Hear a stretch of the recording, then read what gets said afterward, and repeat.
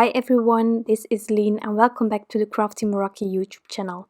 Today I'm making a friendship card using my favorite slimline die, Bar None Slimline Die by Crafty Meraki, as well as in my favorite things, Mice Day to celebrate.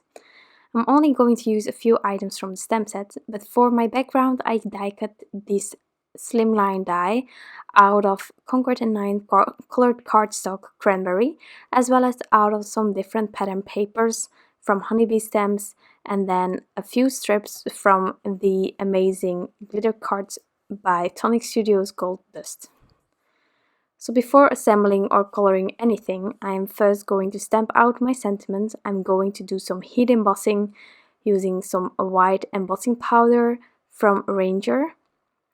And therefore I'm first prepping my panel, and then I'm using my Versamark clear embossing ink to stamp everything out. I prefer stamping it out twice just to be sure that everything is stamped out correctly, that there is a good impression of the sentiment. The embossing powder that I'm using is the white superfine detail by Ranger. This one is really handy if you have sentiments with a thin script like this one. And I'm just removing the excess embossing powder.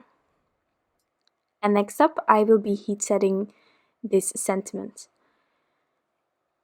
If you want to have less bulking or curling up of your paper, it's always handy if you heat up your heat gun ahead of time. This way you have a heated gun to bring towards your cardstock and there is only a small amount of heat or a little amount of time that there is any heat onto your paper. So it's not curling as much as you may experience if you're not doing that. For the image that I have here, this is from the Mice Day to celebrate. I'm just going to use this one image. It's something that I like doing when I'm using this slimline die, just because it's so much fun and this one image stands out, but the background does as well, and that's just lovely. So I started with the cherry using some reds, and now I'm going to use these warm grays to color in this mouse. Now it took me a while to get the right depth. I went over it quite a few times, and I'm doing this because I also know that I can. The paper that I'm using is the Transotype Perfect Coloring Paper. It's one of those papers where you can add really a lot of layers without any bleeding happening. It can handle really a lot. So I most of the time start going from darkest to lightest, and I first just add my first layer all over the image if I can, and then I come back repeating the same steps again with my darkest, going towards the more lighter colors. And I think that if you start off with just a tiny amount of shadows, you can always add more. So I dare to go a bit broader with the shadows once I continue with the second layer. But this way you don't need to get less shadow going on, because that's harder to do. So I prefer building up and broadening my shadows once I know that I can, by just having my first layer really gentle on there. So here I'm already on my third layer. I decided to first focus on the body, and once I was happy with that, I could continue again with the head until I was happy with that one as well. So the coloring of this image, since it's only one, is fairly simple. And you can do this with a limited amount of colors, which I also like, because Copic markers, we don't have them all, or most of us don't have them all.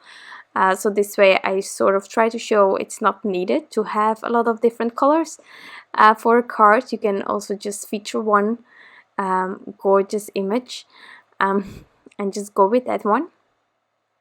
So I'm adding now my matching die on top of this image, and I'm going to die cut it using my Sizzix die cutting machine. And to keep everything in place, I just use some purple tape, and then I can roll it through the die cutting machine. So now I actually have all my pieces ready, so I'm going to assemble everything. I'm going to first add this panel, and then I can inlay all the bars.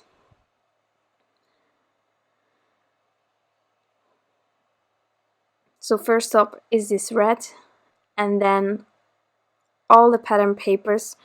So I have several pattern papers. You can choose how many you want to. Of course, I am not die cutting this amazing slimline die out of all of the pattern papers completely. First of all, these pattern papers are 6x6, so it's not an option. But what I do is just taking the smallest side of this die, and I die cut that several times out of each paper. This way I have 6 bars of every pattern paper, so if I want to redo this card or use these pattern papers for another idea, I already have them, but at the same time I still have a lot of pattern paper left over to make some other projects. I'm covering the back with some thin foam squares by Scrapbook Adhesive, and then I can add this adorable mouse on top of this slimline card.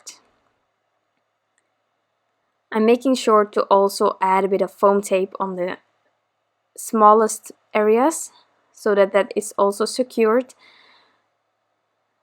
And once that's on there, I just have to add some final details. I decided to add a bit of glossy accents to the cherry on top, as well as on the nose of my mouse. And then with the glitter on some of the bars, I just didn't want to go overboard.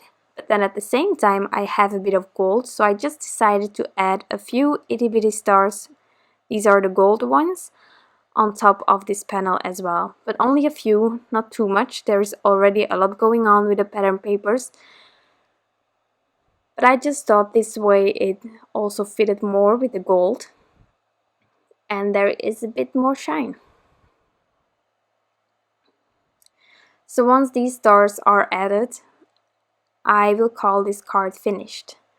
So as you saw, this is a really quick card to make. If you really like one image, you could definitely try it out with this kind of style.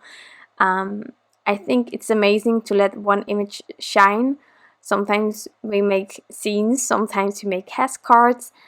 Everything is good as long as you are having fun, but I truly adore featuring one image or only a few, and then just making sure that the background is popping as well. And that's what I have done here. So I hope that you enjoyed this video and of course the end result. I want to thank you all for taking the time to watch this video and hop along with my crafty journey here on the Crafty Meraki YouTube channel. I hope that you have an amazing day left, and I will be back soon with some new crafty inspiration. Bye!